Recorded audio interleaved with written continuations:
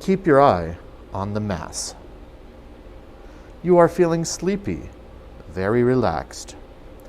Today, you will listen to and learn everything I have to say about pendulums.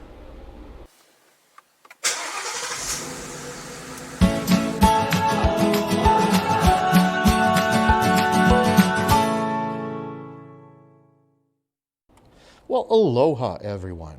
Today, we're going to talk about the pendulum.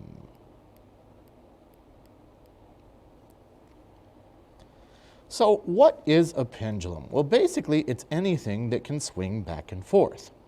So, you've probably seen this as like on a clock, and it has three pieces. It has a couple pieces. We call this the arm.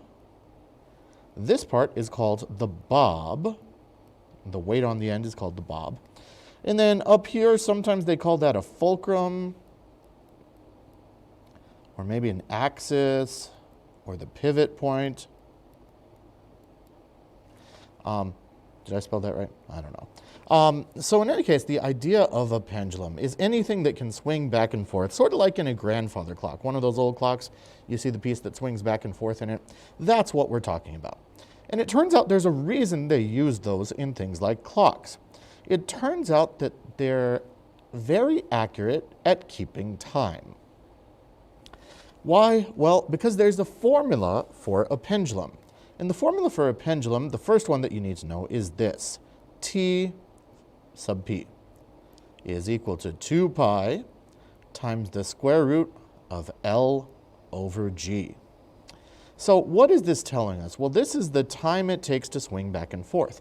This is the period of a pendulum. So that's equal to the time for one swing. So the easiest way to see one swing, don't think about it from the center. Think about it from on the side. When it starts on the side, it swings all the way across, goes back to on the same side. That's one swing. All right, T of a pendulum is equal to 2 pi times the square root of L. L is going to be the length of the pendulum. And G is going to be, obviously, gravity. So it turns out as long as gravity and the length are constant, the period of your pendulum will also be constant. Now, of course, that's a little bit hand-waving because there are some conditions on this. A pendulum is not a true simple harmonic oscillator. So because of that, if you get the pendulum swinging really far over, this equation isn't going to work perfectly. So the condition for this is as long as theta is less than or equal to about 5 degrees or so. So as long as we are less than or equal to about 5 degrees, it turns out that this works. And it's because of a small angle approximation that goes in the derivation of this that I'm not going to get into. But suffice it to say that we have a pendulum, and as long as you don't take this pendulum and swing it like way over here, as long as you keep it within about 5 degrees, and that might still be too much, but as long as you keep it pretty close and you swing it back and forth here, just right here down at the bottom, this formula will be valid. So let's see an example of this. Let's imagine we have a pendulum here. It can swing back and forth, sort of here to there. So sometimes it's there, sometimes it's there, sometimes it's in the middle. You can see it swinging back and forth here. And maybe the length of this arm is going to be, let's make it 1 meter long. And maybe we know a couple other things as well. Maybe gravity here is going to be 9.81 meters per second per second. Pretty good assumption that we're on Earth. And I want to know what is the period. What is the time it takes for this pendulum to swing back and forth once? Well, in order to do that, I'm just going to use the pendulum period formula, and it's going to be this. T for a pendulum is equal to 2 pi times the square root of L over G. Almost wrote M over K there. That would have been a spring. L over G. And this is equal to 2 pi times the square root of the length is 1 meter, and g is 9.81 meters per second. This is going to be equal to, grab my calculator, let's see here. When I do this, I get 2.006 seconds. So almost exactly 2 seconds if you have a 1 meter long pendulum for it to swing and come back. Now there's something interesting that I want to point out about the pendulum. Do you notice that the period of the pendulum, as long as we're within about 5 degrees, only depends on 2 things. One is it depends on gravity. The second thing it depends on is the length. It turns out like the mass down here at the end does not matter. It doesn't matter how far you move it, as long as it's less than about 5 degrees. The only thing that's going to matter is going to be the length of the pendulum. Well, and gravity. So because of that, if you want a clock, you can make a clock, and it doesn't matter what the weight is you put at the end of it, it will swing back and forth with the same amount of weight. Another thing that's important to point out is that gravity has an effect on this. So if you were to take your antique clock that you got in, I don't know, Germany, and you took it to the moon, it would not keep accurate time because it would take a different amount of time to swing back and forth. And since the moon's gravity is less, the period would be larger. And so because of that, it would take longer for it to swing back and forth than it does here on Earth.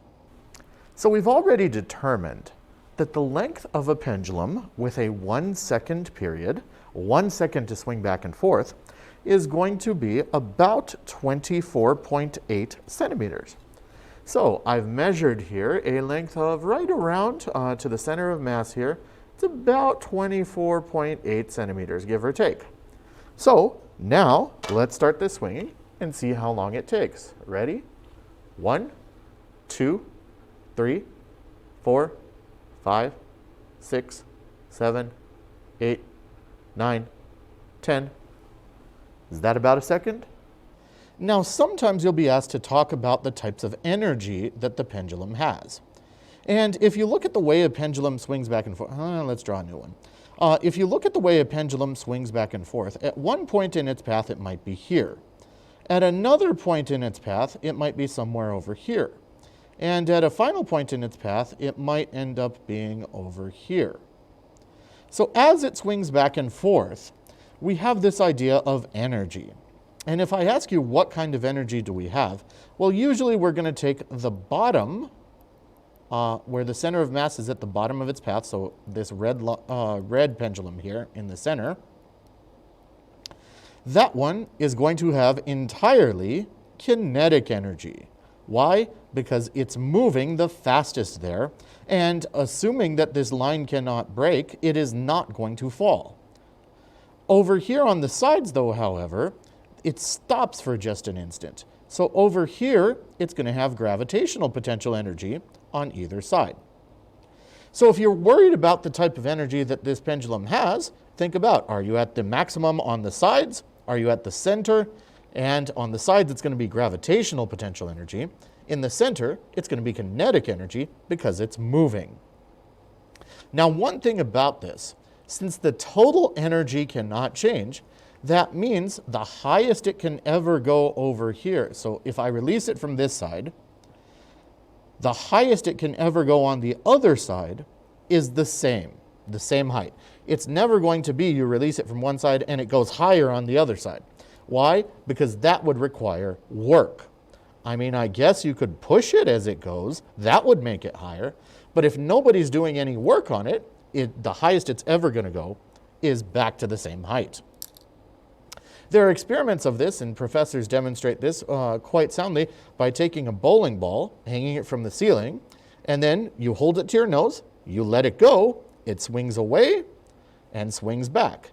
And if you trust the law of conservation of energy, the highest it could ever go is right to where your nose is. And don't worry, it won't hit you. So that's really all there is to it for pendulums. In a moment, I'll snap my fingers and you will wake up, remembering everything we've talked about today. Mahalo for watching, and see you next time.